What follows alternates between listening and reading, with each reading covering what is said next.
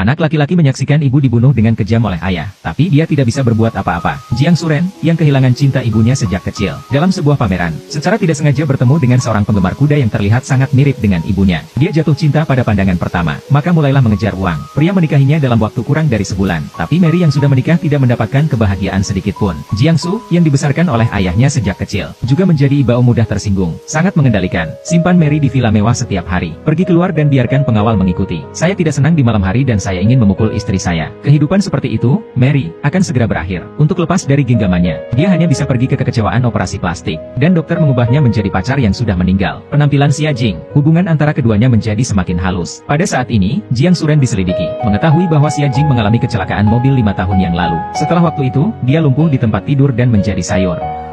Tapi sekarang Xia Jing berdiri di depannya dengan sehat. Dia datang ke sanatorium tempat dia tinggal sebelum pergi ke Beijing. Minta kabar, mendengar dari kepala perawat. Rehabilitasi di Beijing. Ternyata di hari yang sama dengan hilangnya istrinya. Dalam perjalanan pulang, dia berhenti di pinggir jalan. Karena jalan di sebelahnya, itu jalan yang sama yang saya ambil pada hari istri saya menghilang.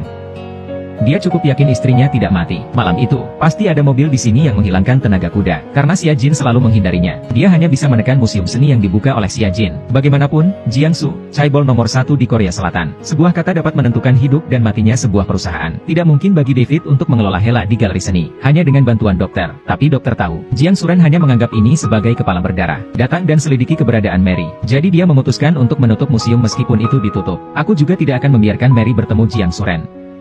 Tapi Hela tidak memiliki kasih sayang yang dalam untuk Mary. Untuk dia, galeri seni adalah hati dan jiwanya. Jadi dia diam-diam meminta Mary untuk bertemu. Berbohong sebagai dokter, minta dia menjadi paman Xia Jing sekali. Museum tertutup, meskipun Mary masih memiliki bayangan pada Jiang Suren. Bahkan jika Anda bertemu sekali, Anda dapat mengekspos diri sendiri. Tapi dia berterima kasih kepada dokter, setuju untuk bertemu besok.